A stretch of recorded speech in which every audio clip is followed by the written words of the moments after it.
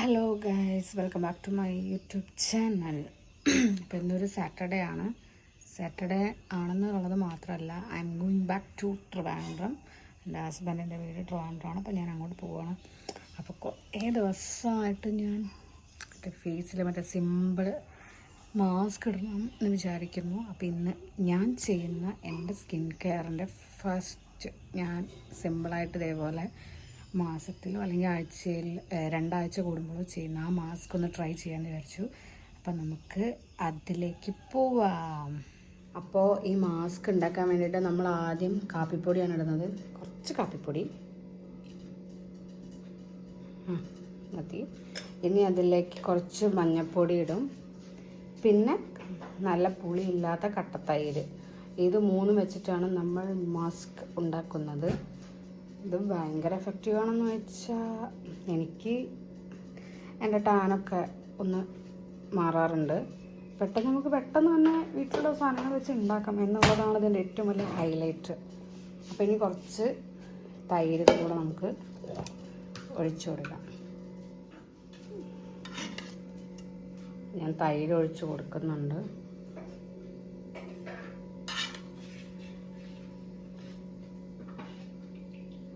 മതിയെന്ന് തോന്നുന്നു. ഇനി ഇത് നമുക്ക് നന്നായിട്ടൊന്ന് മിക്സ് ചെയ്യാം. കൈ വെച്ചിട്ട് തന്നെ നന്നായിട്ട് മിക്സ് ചെയ്യാം.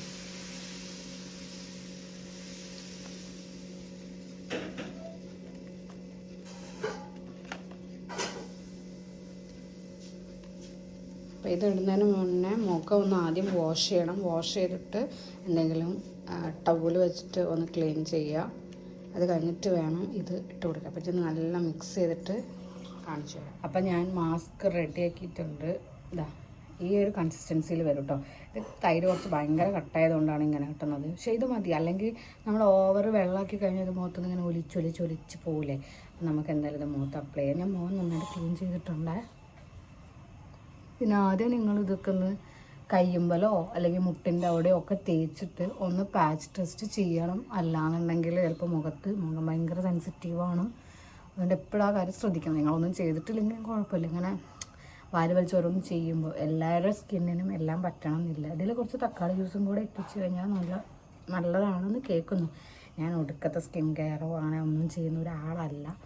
എപ്പോഴെങ്കിലും ഇതേപോലെ എനിക്ക് തോന്നുമ്പോൾ മുഖം ഇങ്ങനെ കരിവാളിച്ചു പോകും. ഇത് ചെയ്ത് കഴിഞ്ഞാൽ മുഖം ആ കരിവാളിപ്പും ടാനും കാര്യങ്ങളും പോവുകയും ചെയ്യും. മുഖം ഒന്ന് സോഫ്റ്റ് ആവും. ഇത്രയൊക്കെ പറയാനേ എനിക്കറിയുള്ളൂ. പിന്നെ എല്ലാം പറഞ്ഞ പോലെ ഓരോരുത്തരുടെ സ്കിന്ന് ഓരോ ടൈപ്പ് ആയതുകൊണ്ട് എല്ലാവരും മുഖത്തൊക്കെ ഓരോ കാര്യങ്ങൾ ചെയ്യുമ്പോൾ ശ്രദ്ധിച്ചും കണ്ടും മാത്രം വേണം ചെയ്യാൻ. അപ്പോൾ നമ്മളിങ്ങനെ മൊത്തം ഇതിങ്ങനെ തേച്ച് കൊടുക്കുന്നുണ്ട്. ആക്ച്വലി ഞാൻ കുറച്ച് ദിവസമായിട്ട് തേക്കണമെന്ന് വിചാരിച്ചതാണ്. പക്ഷേ വർക്കും പിന്നെ രാവിലെ വേറെ എന്തെങ്കിലുമൊക്കെ പണിയുള്ളത് കൊണ്ട് എനിക്ക് നടക്കുന്നില്ല. പിന്നെ എനിക്ക് ഞാൻ ഫോണൊന്നും വെച്ച് ചെയ്ത് ശീലമില്ല. അതിൻ്റേതായിട്ടുള്ള അപാകതകളൊക്കെ ഉണ്ടെന്നാണ് എനിക്ക് തോന്നുന്നത്. എന്നിട്ടിത് പിന്നെ ഡ്രൈ ആവാൻ വേണ്ടി വെക്കണം. അത് ഡ്രൈ ആവാൻ കുറച്ച് സമയം എടുക്കും.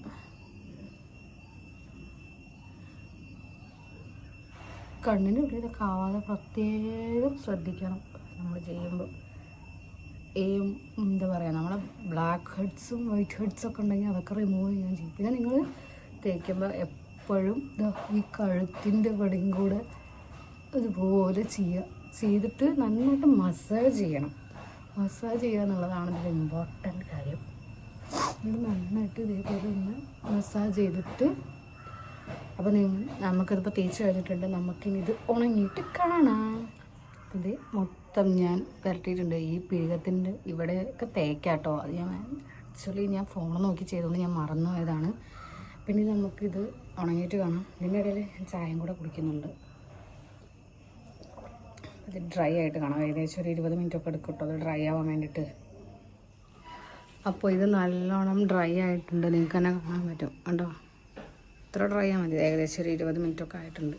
അപ്പോൾ നമുക്കിനി ഇത് നല്ല തണുത്ത വെള്ളത്തിൽ വാഷ് ചെയ്തിട്ട് കാണാം. എല്ലാം നല്ലോണം ഉണങ്ങിയിട്ടുണ്ട് കേട്ടോ. ഇവിടെ നിന്ന് അത്ര ഉണങ്ങിയിട്ടില്ല, അത് കുഴപ്പമില്ല. 10-20 മിനിറ്റ് ആയി. നമുക്ക് എന്തായാലും ഇനി വാഷ് ചെയ്ത് കളയാം. അപ്പോൾ ഞാൻ അങ്ങനെ തണുത്ത വെള്ളത്തിൽ മുഖം വാഷ് ചെയ്തിട്ടുണ്ട്. ഇനി ഇതിൻ്റെ മുകളിൽ ഒരു നിങ്ങൾ ഏത് മോയ്സ്ചറൈസറാണ് യൂസ് ചെയ്യുന്നത് ആ മോയ്സ്ചറൈസർ ഒന്ന് ഇട്ട് കൊടുക്കണം. എന്നാൽ മാത്രമേ അത് സെറ്റ് ആവുള്ളൂ. ഇപ്പോൾ കണ്ടോ എൻ്റെ മുഖത്തുള്ള കരിവാളിപ്പൊക്കെ പോയി, മുഖം നല്ല സോഫ്റ്റ് ആയിട്ടുണ്ട്. പക്ഷേ മഞ്ഞപ്പൊടീൻ്റെ തോന്നുന്നു കുറച്ച് നീറുന്നുണ്ട്. അതുകൊണ്ടാണ് ഞാൻ പിന്നെ കഴുകി കളഞ്ഞത്. അതുകൊണ്ടാണ് ഞാൻ പറഞ്ഞത് എല്ലാവരും പാച്ച് ടെസ്റ്റ് ചെയ്തതിന് ശേഷം മാത്രമേ ഇത് അപ്ലൈ ചെയ്യാൻ പാടുള്ളൂ. കാരണം മുഖമാണ് ഭയങ്കര സെൻസിറ്റീവാണ്. അപ്പോൾ എന്തായാലും ഒരു ഇൻസ്റ്റൻ്റായിട്ട് മുഖം ഒന്ന് ആ കരിവാളിപ്പ് മാറാനും ഒന്ന് സോഫ്റ്റ് ആവാനും വേണ്ടി ഇത് നല്ല ഹെൽപ്ഫുള്ളാണ്. എപ്പോഴെങ്കിലും നമുക്ക് ഫംഗ്ഷനൊക്കെ ഉണ്ടെങ്കിൽ എപ്പോഴും ഇപ്പോൾ ബ്യൂട്ടി പാർലർ പോയിട്ട് ഫേഷ്യൽ ചെയ്യാനും ക്ലീനപ്പ് ചെയ്യാനും പറ്റില്ല, തൊട്ടാ പൈസയാണ്. അപ്പോൾ ഇതാകുമ്പോൾ വീട്ടിലുള്ള സാധനങ്ങൾ വെച്ചൊന്നും ചെയ്താൽ മതിയല്ലോ. അപ്പോൾ ഇങ്ങനത്തെ വേറെ വീഡിയോസുമായിട്ട് നമുക്ക് പിന്നെ കാണാം. അപ്പോൾ ബൈ.